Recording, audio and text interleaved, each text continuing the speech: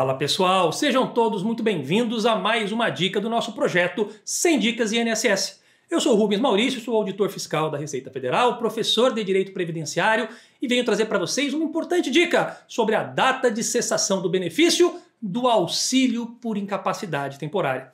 Vamos revisar esse conteúdo com a dica? Vamos para a tela. Olha só, falaremos sobre o auxílio por incapacidade temporária e dentro deste benefício, especificamente sobre a data da cessação do benefício. É isso que eu trago para vocês nesta dica. Olha só, no caso do auxílio por incapacidade temporária, olha quais são as causas que cessam o benefício, ou portanto que colocam fim a este benefício, tá certo? Vamos colocar aqui, primeiro, a recuperação da capacidade para o trabalho. Por óbvio, né? Se o segurado estava temporariamente incapacitado para o trabalho, agora ele está capacitado novamente, ele volta ao trabalho e o benefício cessa, tá certo? Ou ele simplesmente, ainda que não volte ao trabalho, o benefício deixará de ser pago pelo simples fato de ele não ter mais qualquer incapacidade para o trabalho. Seguindo, quando se transforma em aposentadoria por incapacidade permanente. Veja, quando a Perícia Médica Federal constata que aquela incapacidade que era temporária tornou-se permanente, né? Então, não havendo qualquer possibilidade aí de recuperação, de reabilitação, né? Então, neste caso, a Perícia Médica Federal manda que seja convertido o auxílio por incapacidade temporária em aposentadoria por incapacidade permanente. E ao se converter o auxílio por incapacidade temporária em aposentadoria por incapacidade permanente, por óbvio, cessa o auxílio por incapacidade temporária. Beleza? Vamos à terceira causa de cessação deste benefício. Mais um caso, quando ele é transformado em auxílio acidente. Quando que se transforma um auxílio por incapacidade temporária em auxílio acidente? Ora, quando aquela incapacidade temporária não for mais uma incapacidade. Ele puder trabalhar, porém com sequelas definitivas que, apesar de não impedirem que ele trabalhe, reduza a capacidade para o trabalho que o segurado habitualmente exercia. Então vejam, quando que é devido ao auxílio acidente? Quando ocorre um acidente, de qualquer natureza ou causa, há uma consolidação das lesões com sequelas definitivas que não impedem que ele trabalhe, mas reduz a capacidade para o trabalho habitual. Neste caso, em podendo retornar ao trabalho, cessa o benefício de auxílio por incapacidade temporária, ele retorna ao trabalho, mas pela redução da sua capacidade por conta desta sequela definitiva, paga-se aí a ele o auxílio acidente. Tranquilo? E ao se pagar o auxílio acidente com o retorno ao trabalho, cessa-se o benefício de auxílio por incapacidade temporária. Vamos seguir. Também no caso de reclusão em regime fechado por um período superior a 60 dias. Pois é, durante os primeiros 60 dias, o benefício só fica suspenso. Mas se ele permanecer na prisão, recluso em regime fechado por mais de 60 dias, este benefício de auxílio por incapacidade temporária, ele cessa. Poderá ser requerido novamente no futuro, mas cessa enquanto ele permanecer recluso, quando por mais de 60 dias em regime fechado. Seguindo.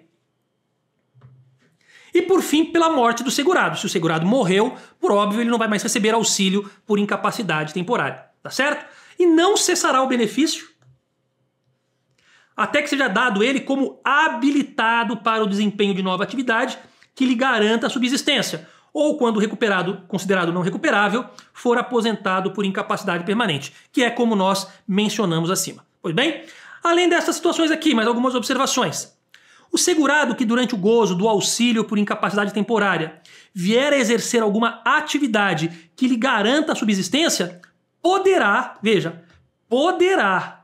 ter o benefício cancelado a partir do retorno à atividade.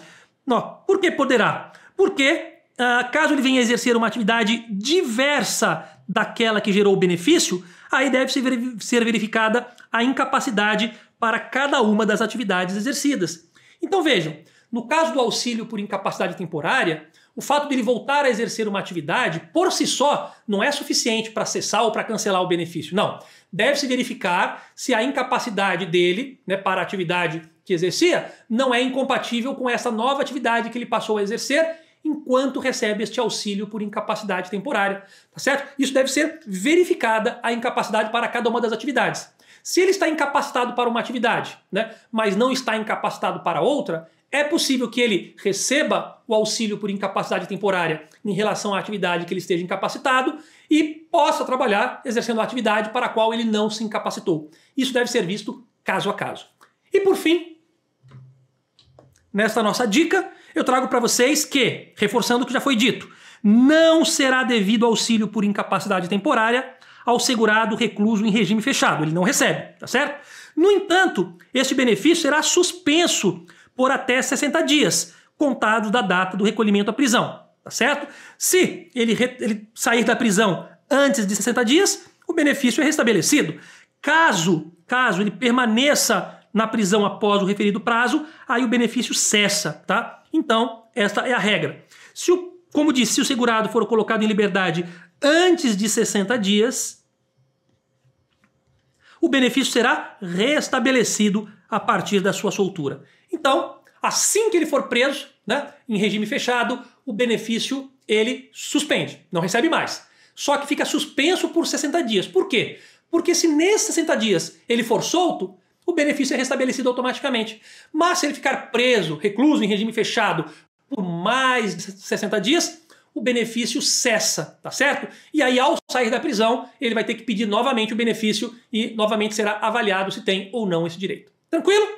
Muito bem, com isso nós finalizamos mais uma dica do nosso projeto 100 Dicas de INSS. Espero que esta dica tenha ajudado vocês a recordarem o assunto. Um forte abraço e até nosso próximo encontro. Valeu!